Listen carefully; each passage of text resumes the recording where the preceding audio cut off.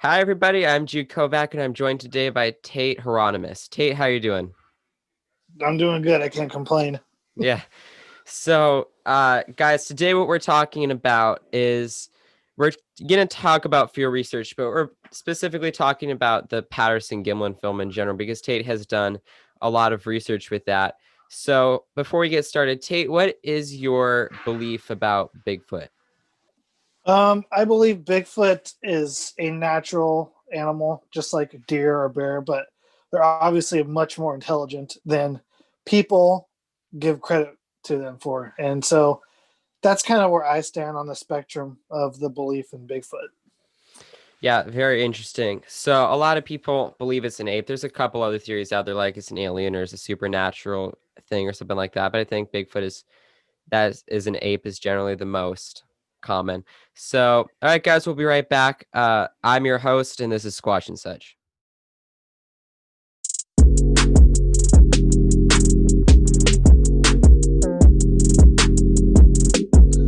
All right, we're back. So, Tate, you do work with the Bluff Creek Project.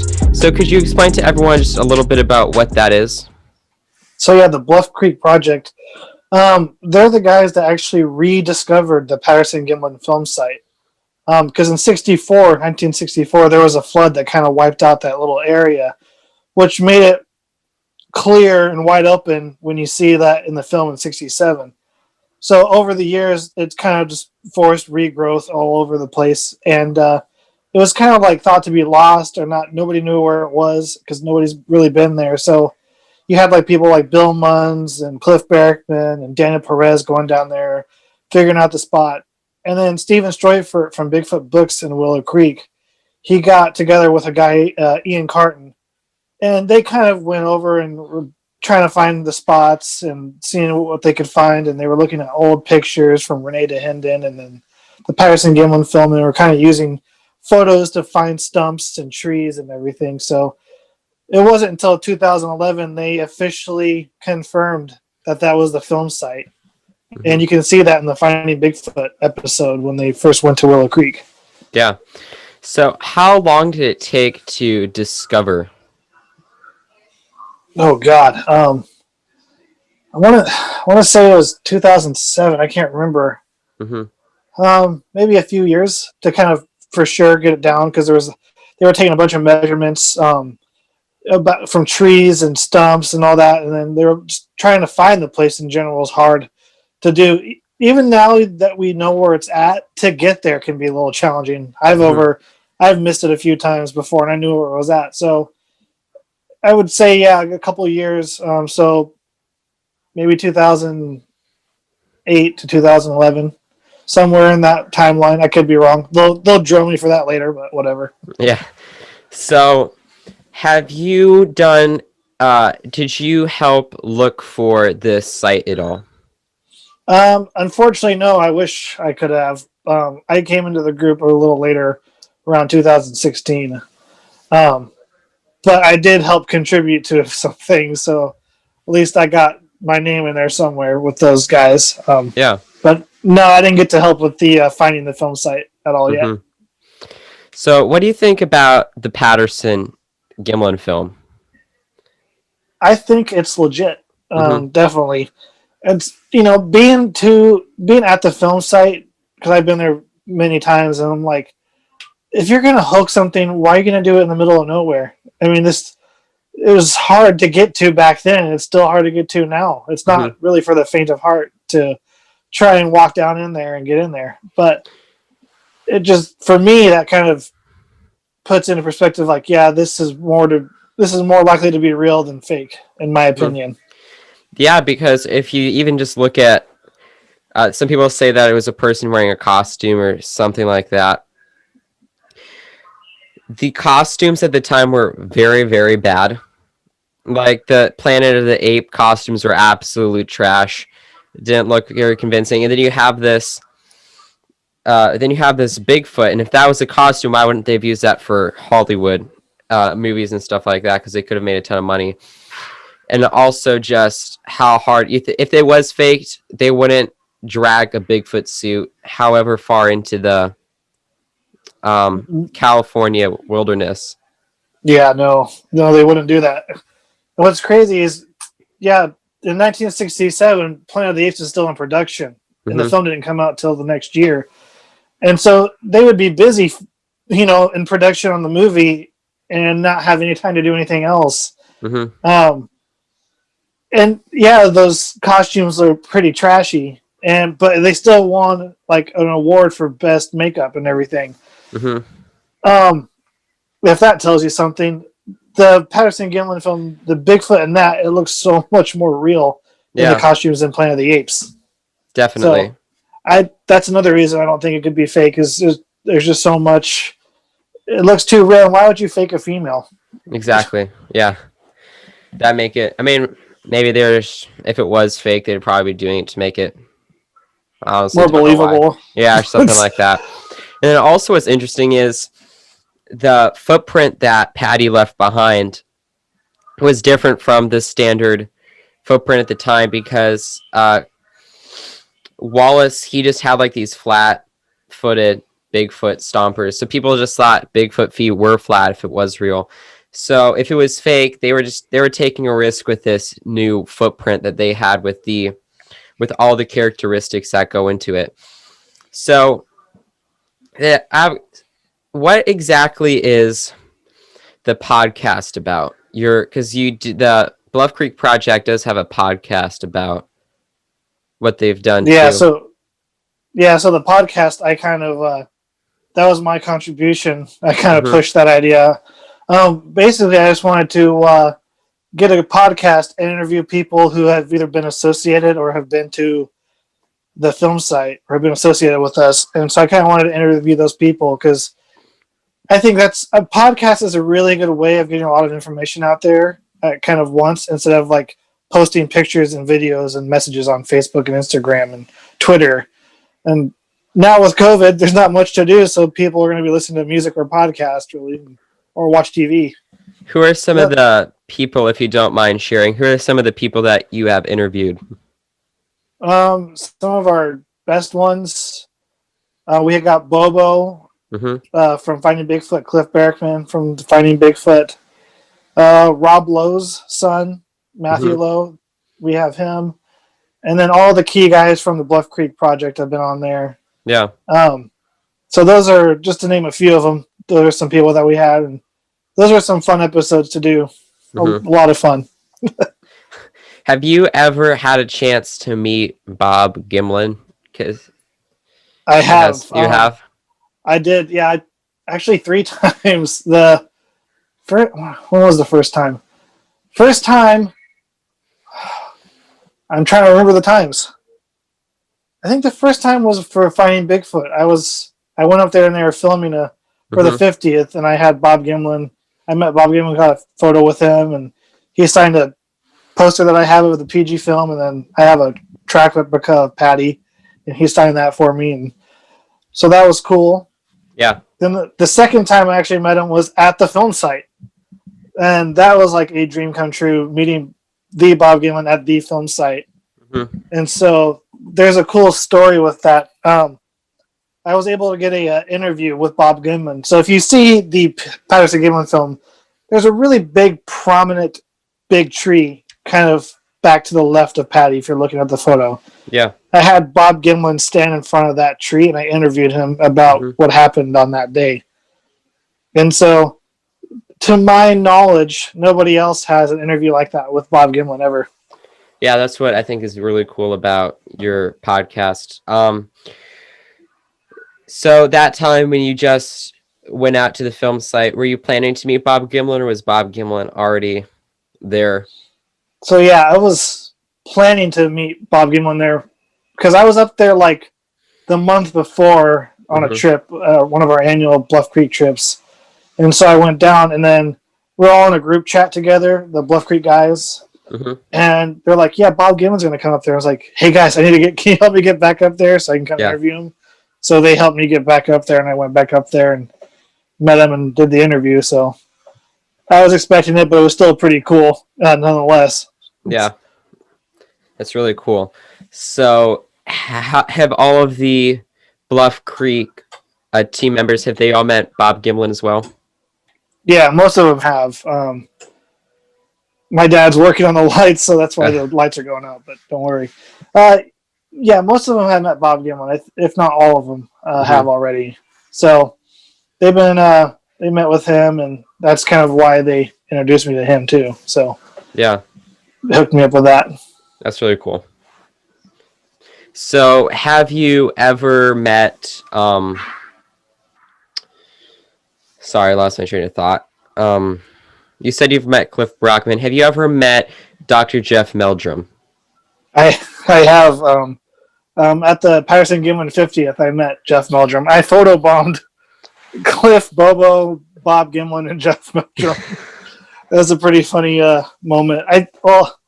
No, Cliff didn't post that one, but I think I did or something somewhere. But Jeff Meldrum is really cool. He's super nice, very, very intelligent. Yeah. God, I wish I could give my left finger to be someone like him. He's such a cool dude. Yeah, he is. I've listened to so much of his stuff. I've read his books, and it's all very, very. He's very, very smart. So, but yeah. How did the environment feel when you're at the film site? Was there any Sasquatch activity or any Sasquatch structures or things like that? No structures. It's kind of quiet out there, and and we kind of think one of the reasons is we don't think there's. I mean, we think there's Bigfoot's probably out there, but as far as activity, it seems pretty dead and has been for the last several years. And I think the reason for that being is because it's the place Bigfooters want to go to if they want to go Bigfooting. Yeah. And the Bigfoot there is kind of get hip to people going out there and trying to trick them. So they kind of just are silent, in my opinion, out there. So they don't really do a lot of vocalization or wood knocking, and they're just more quiet. They'll probably come check in later or something, but yeah, that's just my opinion.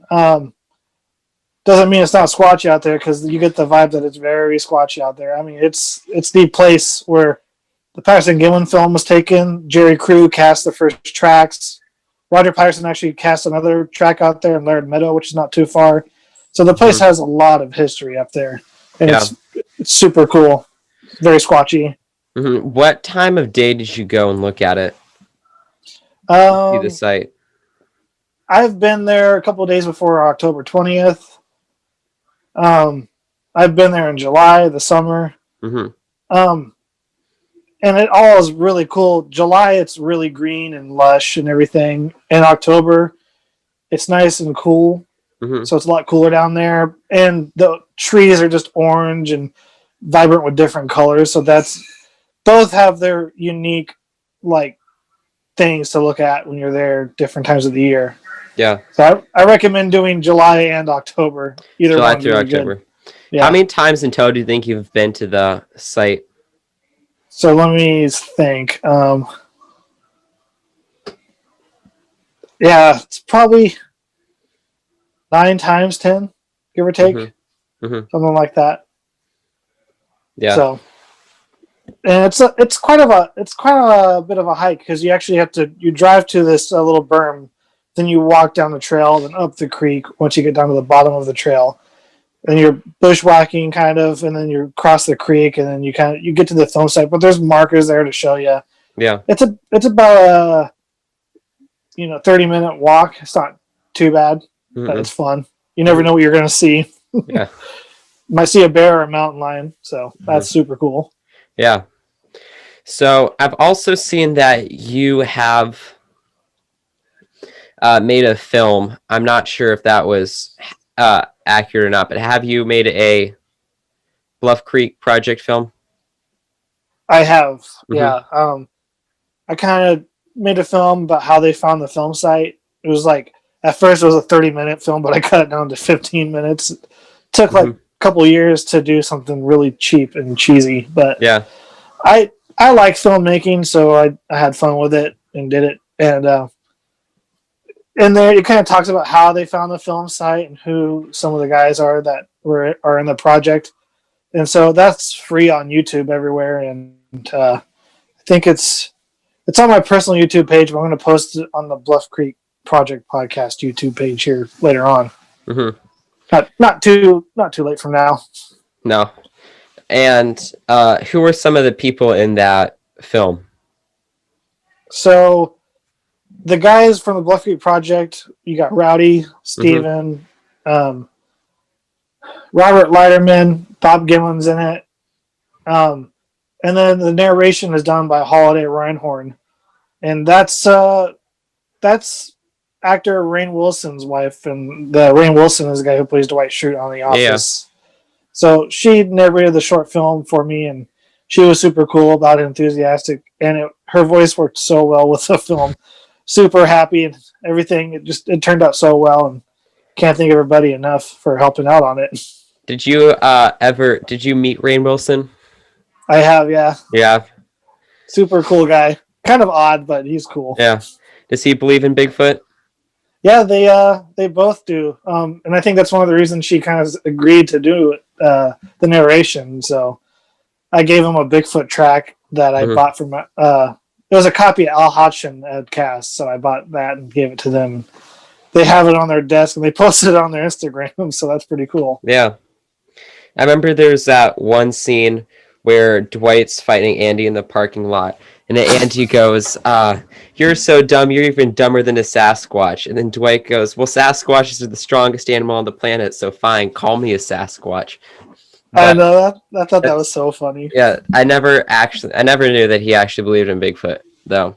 That's interesting to hear. Yeah, he's pretty cool. They as far as I know, they believe in it. Well, they're from Washington too, so it's one of the Squatchiest states. Yeah, they're one of the Squatchiest states in the United States. Yeah, you got, in my opinion, Northern California, Washington, and Oregon are definitely the Squatchiest places in the U.S. to go. And if you're not on the West Coast, you can go to the East Coast. The Appalachian Trail, like New York and all that, and Maine. That's all a great area. Yeah, Ohio's in like centrally the United States too. So yeah, that's where Matt Moneymaker's from, is Ohio. There's a lot of Sasquatch. There's a lot of Sasquatch action just kind of around the country. So, do you think the Bluff Creek Project could ever try to find other film sites from other Sasquatch clips? That's funny you say that, because I don't think we ever talked about it, but I kind of wanted to talk to them about that. Like, I think, guys, we should be the ones that just go and find film sites and everything. One of them would be the Marble Mountain footage that was on the Finding Bigfoot TV episode. Because I don't think they know exactly where that's at. As far as I know, I could be wrong. Another one I want to find is Paul Freeman, that site. Yeah, I was just about to ask if they knew what the Freeman footage was or not. Yeah, I think the Patterson film, though, is definitely the most overlooked Bigfoot. Well, I mean, it's probably the only known Bigfoot film out there that most people are aware of. But I think it's very overlooked. If you, it's crazy because, like the Zapruder film, the JFK assassination, and the Patterson Gimlin film. Those two films are probably the most analyzed films in like all of film history, pretty much. Because like the Zapruder film, it's been analyzed over and over and over and over and over, and so has the Patterson Gimlin film. Yeah, and so. And like, was there a second gunman, or was that person in the costume not a Bigfoot? So, and there's so many things, and I think because it's analyzed so much and nobody can still prove it's fake, gives credibility to it being real. But I could be wrong, and I'm okay if it's wrong. I'm wrong, but I want it to be real. Yeah, and so. I personally like watching videos of Bigfoot, like the Patterson Gimlin film, the Freeman footage. I think that has a lot of, when you're looking for proof, I think that's one of the best places to look. Dylan, the other host of this podcast, he likes, he's talked about this before too, he likes going out and doing field research. So would you consider yourself to looking to research more in the field? And or Are you looking for evidence more in like the Patterson Gimlin film or the Freeman footage or clips like that? No, I definitely go in the field a lot when I can. I'm also a member of the BFRO, so I Yeah. look up reports and see where a good area is to go, and then I'll go to that area. Hmm. And what's cool is I could be anywhere in the country, and look up any report in the United States and be like, okay, that's where the most concentration of Bigfoots are. I'll just go there. So, um, the Patterson Gimlin film, the whole Bluff Creek thing, is kind of what got me more my feet wet and meeting all the players, I guess. Hmm. But I do love going out in the field, and camping and stuff and seeing if I can get anything. So I love both of it. Yeah. Yeah. And don't get me wrong, I do love looking in the field, but I usually tend, if I'm looking for evidence, I do tend to look more in films because I live in a suburban area, so I can't go Sasquatching all the time. But uh, I do like field research. I think it's a very important part about proving Bigfoot's existence because you have to have footprints, and you have to have hair, and you have to have a bunch of other. The more evidence that we collect, the better. But so you mentioned that you're a member of the BFRO. How long have you been a member with them for? Oh Lord. Maybe 4 years now, Mm-hmm. give or take. Okay. Yeah, about 4 years, and I actually helped Matt Moneymaker, with a BFR expedition that I went on in Oh wow. Southern California, where I used to live, and Hmm. so I did that out there. Is actually I got a thermal video of a Bigfoot myself, not on a BFR road trip, but I got one. I found a track out there that was a possible print. So the video, I'm pretty sure, was a Bigfoot in it. Yeah. It's the only thing it could be. So Mm-hmm. I'm actually working on a new film, and I'm gonna do a better investigation of my thermal video, Mm-hmm. and that'll be finally released because it's not out yet anywhere. So When will that be coming out? um, sometime sometime near the end of 2021, Okay. maybe late or maybe early 2022. Mm-hmm. So that somewhere in between that. Yeah. Definitely after July though. Yeah. How long did it take? How long did this one take to put together versus the other film that you made? Well, that's the reason it's taking so long. That's the reason it's going to be 2021, 2022. Mm-hmm. Is because I'm still in the production phase of it, filming and everything. So my goal is to go up to Bluff Creek in July and go to my thermal video site in Southern California and go to Portland, Oregon again and film some more up there. And then I'm going to hit the East Coast sometime late summer. So still got a lot of filming to do. So a lot of work ahead of me. That should be good. Yeah.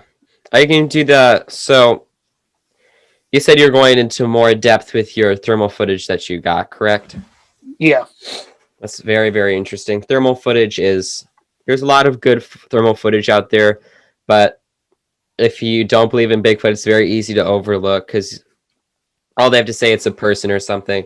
But then if you actually go to the site where these thermal images are taken, these the Bigfoots, they couldn't be human. They couldn't be like a human dressed up in a costume or just a human because they're like if you measure it, like if it's standing next to a tree and the branch is like 8 feet tall or something like that, and that's where its head is. It's like a human isn't going to be able to represent that.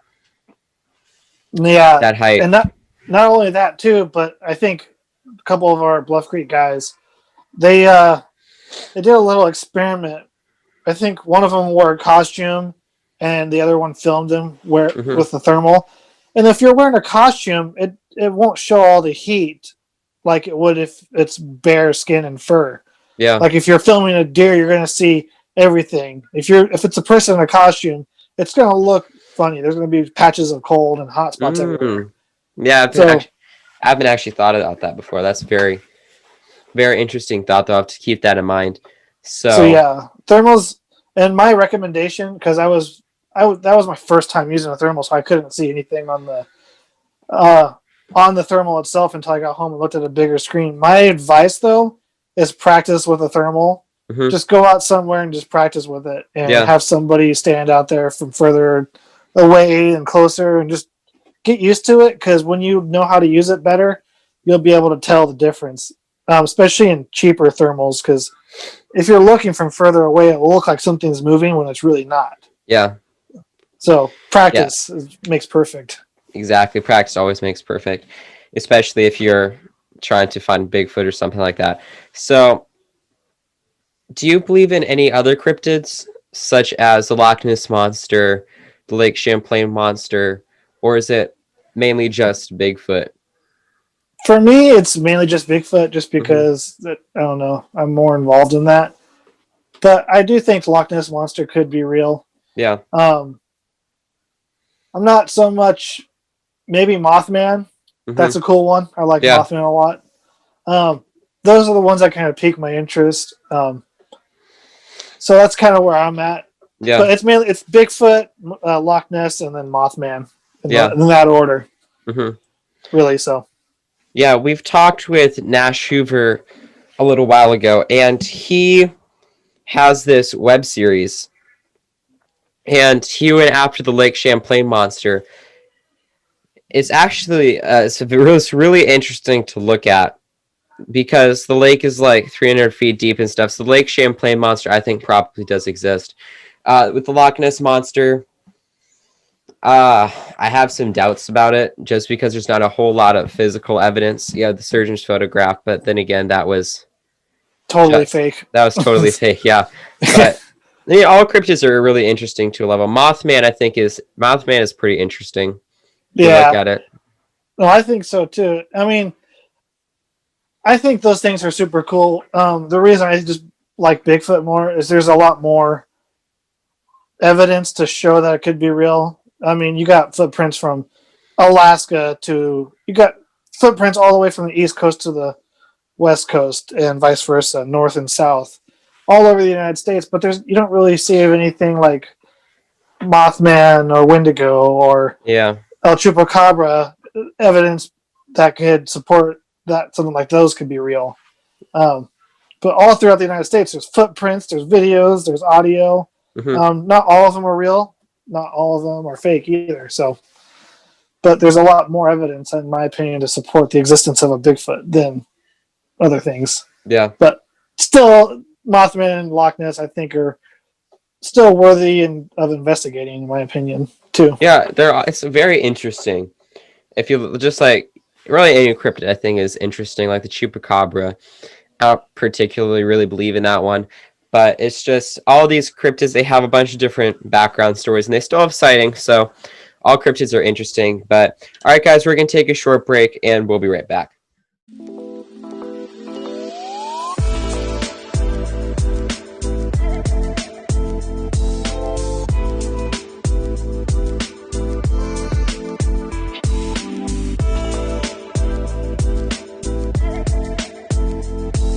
Okay, we're back, and we were just talking about how just a bunch of different cryptids and stuff like that. So another question I have is: have you ever personally seen a Bigfoot, or is it just that thermal footage that you've captured? Um, my very first time to Bluff Creek. So, as far as seeing something, the thermal video, I saw eye shine for sure, and Hmm. then I used my thermal video. Um, so my film will definitely explain that, and that'll be super cool to hear and see when it comes out. My very first time to Bluff Creek, I want to say it was in 2015 or 16. Hmm. Um, something did come by my tent one night, and and I was like, "Holy crap!" It came Yeah. up from where the creek was, and the shadow profile was really thin. Then Hmm. kind of turned and got really wide. Then it turned back and went back the same way it came from. Hmm. I'm like, that's not tree or moonlight doing that because shadows don't come the same way that Yeah. they came from. Um, so, and then I had audio going all night, and I had some weird vocals and wood knocks on there. Hmm. Um, then there was a possible one out in Southern California with my brother and a friend of mine. Um, that one I'm not very sure on, but we Hmm. saw something walking on the road, and then it went up the hill somewhere. Yeah. And we're like, and we all saw it. But as far as sightings, those are about the best ones I probably had. Mm-hmm. And that's about it. Yeah, I mean, yeah, you go first. Sorry. No, you go ahead. That was pretty much it. So, yeah, no, Sasquatch sightings they're pretty hard to come by. Like coming around a legitimate Sasquatch. I think that's mainly in part because they're not out in the daytime a whole lot. No. They're mainly out at night. And dealing with that, we have been lucky enough to see one in the daytime. There's a chance it could have been a bear. So then I can't say with 100% certainty that it definitely was a Sasquatch. But there's a chance we could have seen one. And then, but yeah, daytime sightings. The thing is, people don't see them as frequently as you see bears because, first of all, there's a lot fewer of them. There's like 50,000 bears across North America, and there's like 2,000 to 6,000 Bigfoots across North America, which is way smaller. And a lot of those Bigfoots live in Canada, where the population is smaller than here in the United States. But yeah, Canada's mostly forest, and people don't realize how hard it is. Even to see a bear in the wild is pretty rare sometimes. And people just don't really understand the connection and don't really get that. It's hard to see a bear. I mean, how could it be that hard? Like, I've gone to the forest where there's tons of bears and never see a bear the whole day or the whole time I'm there. And there'll be times I go there and I'll see one or two maybe. And the other thing is, Bigfoots are, like I said before, they're really smart. We don't give them enough credit for that. Mm-hmm. And you think about somebody that goes missing in the forest, they're trying to be found, and sometimes they'll never ever be found. Not a trace of them. They'll just go missing and never be found ever again. And that's somebody who wants to be found. Now, something that doesn't want to be found, it's going to be much harder to find something like that. Yeah. And we have a bunch of technology and everything, and we still can't find missing people. So trying to find a Bigfoot is going to be so much harder than people actually realize. Yeah, and what people also have to realize is that if you're, even with technology, if you are above the trees, and it's like trees are blocking the view of a lot of things. So even with very advanced technology, it's going to be hard to find specific Bigfoots. You can with thermal cameras, but even then, like you can get confused with like deer or stuff like that, or a bear or something. So. Yeah, it's so easy to do it too. I've done it before. Like a good example, one time we were walking on the road at night and we were filming. We thought we saw a bear in a tree with a thermal, and it turns out it wasn't. It was just like some kind of part of the tree hanging off or something.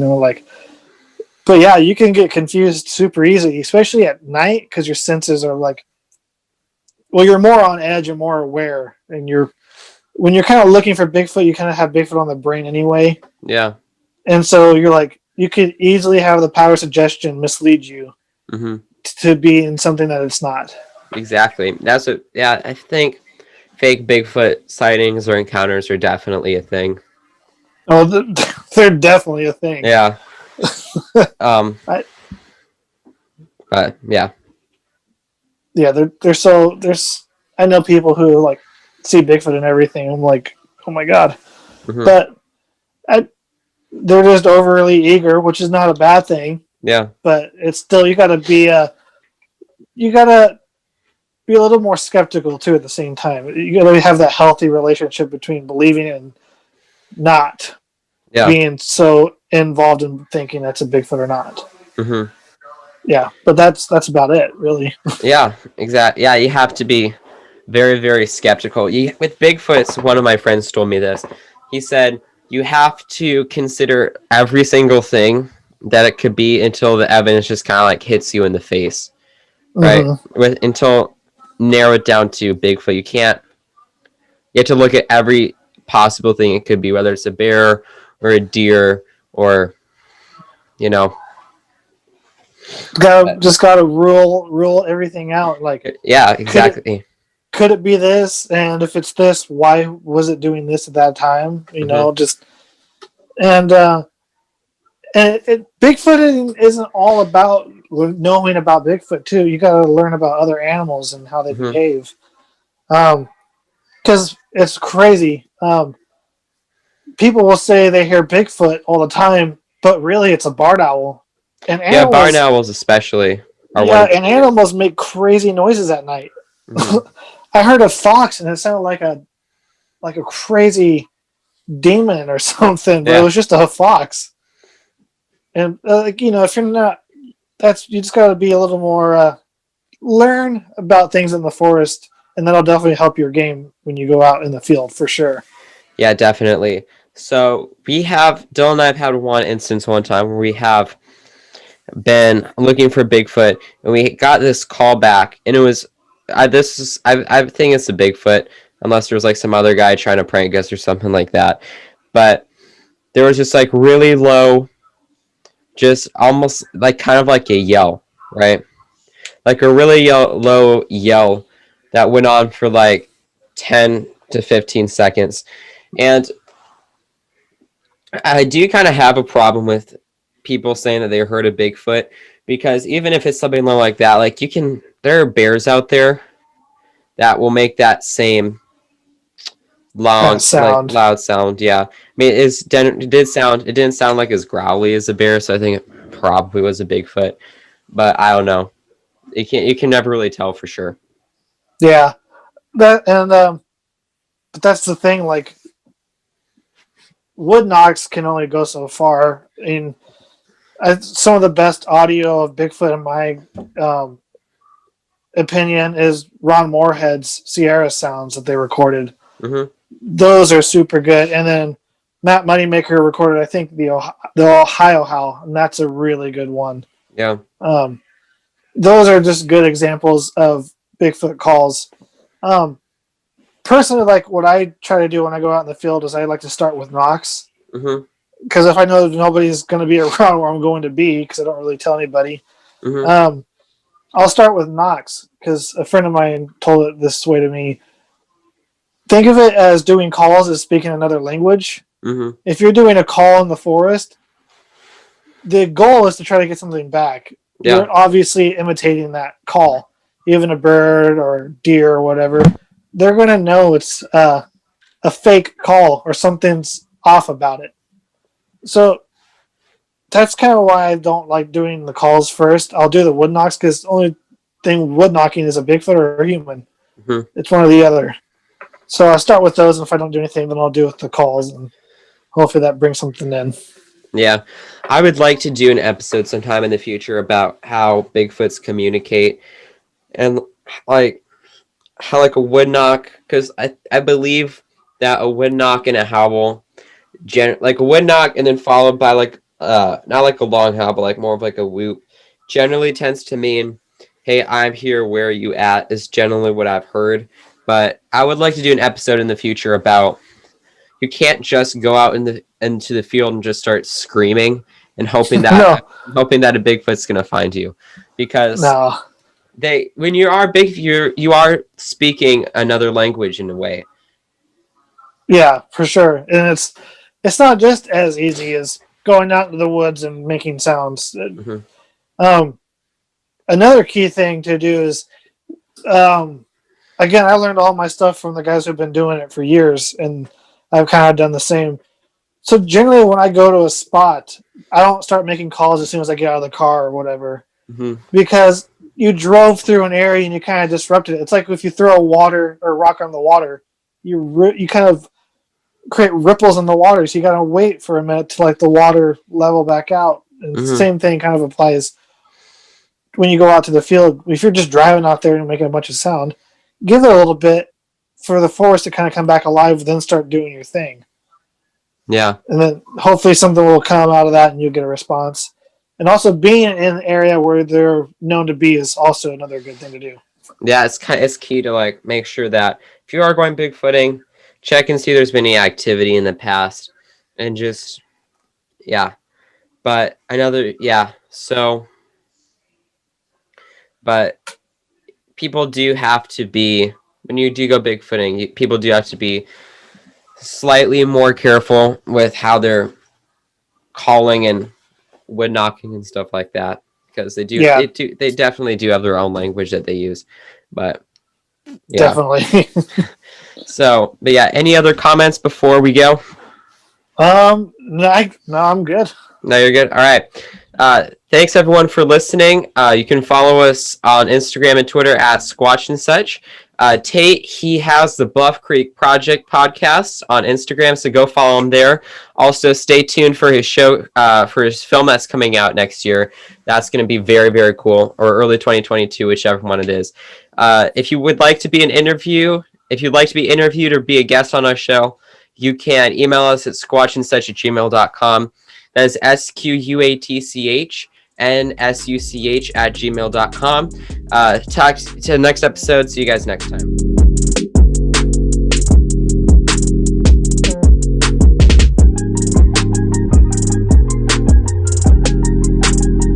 Hey everyone, hope you enjoyed the video. If you did, it would be pretty cool if you could consider subscribing. It's completely free and you can always unsubscribe later. Yeah, we're also on Patreon, so you guys can follow us there and support us. We offer early access to merch, early access to videos, and even monthly Q&A episodes if you're interested in that kind of stuff, so go follow us there. If you have any questions, critiques, or suggestions, you can email us at squatchandsuch@gmail.com. Make sure to smash that like button, and we'll catch you in the next episode. All right, bye y'all.